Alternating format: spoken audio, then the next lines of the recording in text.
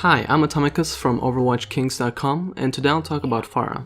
From basic things to advanced tactics, I will cover everything that needs to be known about Pharah in the current version of Overwatch. First of all, who is Pharah? She's one of the 7 offense heroes that Overwatch has to offer at the moment. She is a 1-star difficulty hero according to Blizzard, and her main strength is conquering the skies. Starting off with a total of 200 health points, Pharah's primary weapon launches rockets that deal significant damage in a wide blast radius. The closer the rockets land to the enemy, the more damage you can deal to your targets. The maximum amount of damage that you can deal with a direct rocket is 120, and the ammo limit is 6 rockets. The splash damage ranges between 30 and 80, while 40 is the amount of self-damage that you will receive if you're too close to the blast. The reload is 1 second, and the area of effect is a 3-meter radius, while having a rate of fire of 1.1 round per second. Moving on to her abilities, first of all we have the basic ability to hover, which allows her to gain a small amount of height or remain at the same height if you so choose to. The cooldown to this ability is 10 seconds and the maximum range is 20 meters vertically. You can combine this with her next ability, which is Jump Jet, which allows her to quickly gain some serious height. Learning to efficiently combine the hover and the jump jet abilities at the right time is the key to being successful with Pharah. You basically have to become unpredictable in the air as much as you would on the ground with any other heroes. Next up, we have her concussive blast that allows her to knock back enemies but also yourself. The area of effect is an 8-meter radius and its cooldown is 12 seconds. The projectile speed of this ability is relatively fast, 28.5 meters per second. This is another ability that you can combine with your jump jet or use it on its own to gain a big movement speed boost towards a key enemy target or position. Finally, we have her ultimate ability, the Barrage, where Pharah directs a continuous salvo of mini rockets for 3 seconds, perfect for destroying groups of enemies. The rockets cover a large area in the direction of your crosshair. You will remain stationary while this ability is active. This ability has 40 damage per rocket, a projectile speed of 28.5 meters per second, and a rate of fire of 30 rockets per second. The important part about this ability is positioning properly, especially since you become immobile during its activation. Surprising your enemies from a medium distance is usually the ideal way to do it, or by combining it with other abilities from different heroes. Needless to say, just because this ability is ideal for groups of enemies, it doesn't mean you can use it on one key target such as a support hero or several key targets if you have the chance. Overall, Pharah is a versatile and mobile hero capable of limited duration flight. This gives her good escape capabilities, excellent vantage in open air situations, and enables her to reach key enemy targets with ease if you're careful. Moving on to hero matchups. Sadly, few characters are able to pair with Pharah. Mercy is the only character who is able to keep up with an airborne Pharah through the use of her Guardian Angel ability. She can use her passive ability Angelic Descent to maintain a slow fall so she does not have to keep using Guardian Angel on Pharah to stay with her. Pharah's rockets become a very dangerous threat while damage boosted, able to one-shot Tracer on a direct hit for example. Mercy's healing can also help you survive against the heroes that are hard counter to Pharah. Zenyatta can keep his Orb of Harmony on Pharah, which will give her a boosted survivability while mid-air. He can also concentrate on fighting with his orb cast over Pharah, aiding her with his constant damage and by tagging key targets with his Orb of Discord. Now, indirectly, she benefits from Zarya, Winston, and D.Va. Zarya can combo her ultimate with Pharah's and can also provide Pharah with a barrier when she's immobile during her barrage.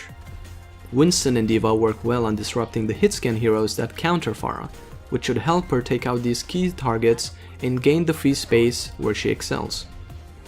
While airborne, Pharah is difficult to hit with projectiles and beams.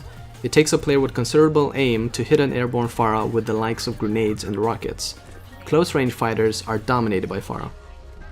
Heroes such as Junkrat, Reaper, and Mei will not be able to deal with Pharah most of the time.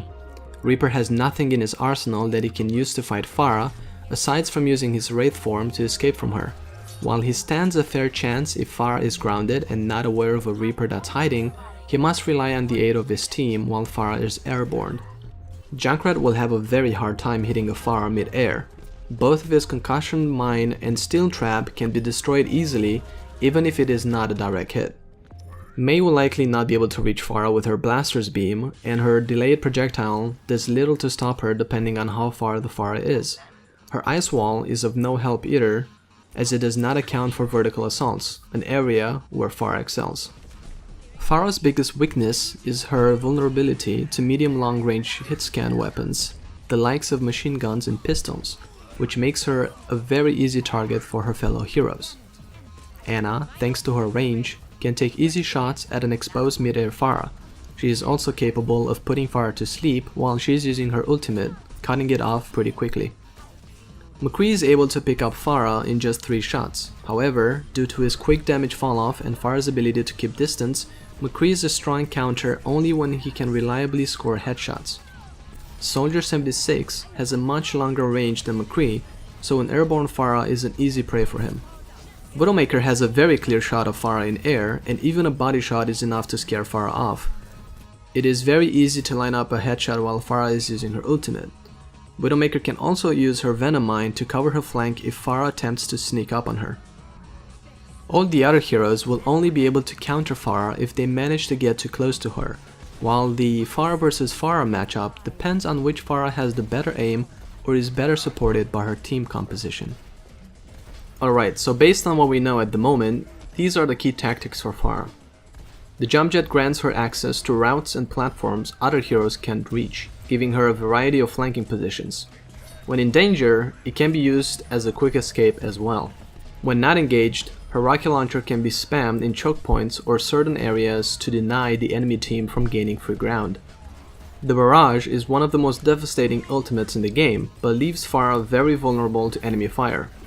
It's mostly effective when combined with Zarya's Graviton Surge, Reinhardt's Earth Shatter, or Mei's Blizzard. Pharah is a good counter to enemies with slow-moving projectiles or short-range guns that can hit her in the air, such as a Reaper, Mei, Junkrat, Winston, Lucio, and Symmetra. Pharah's Concussive Blast can be used to quickly reposition herself horizontally or to disrupt the enemy's positions. Lastly, Pharah can also use her rocket launcher to propel herself upwards to preserve jump jet or for when it is on a cooldown. This will cause you to take 40 damage from the blast though. Alright, so let's talk about some of these, in particular the jump jet and concussive blast combo. Mastering this two will greatly improve your mobility. The jump jet on its own will allow you to gain the height necessary to fly above most buildings, which gives you access to all sort of flanking routes and positions. Meanwhile, the concussive blast can offer you a good boost of speed so you can escape or engage on an enemy. Combine these two and you end up with a way to always be able to engage or flank the enemy in a short amount of time. So how does it work?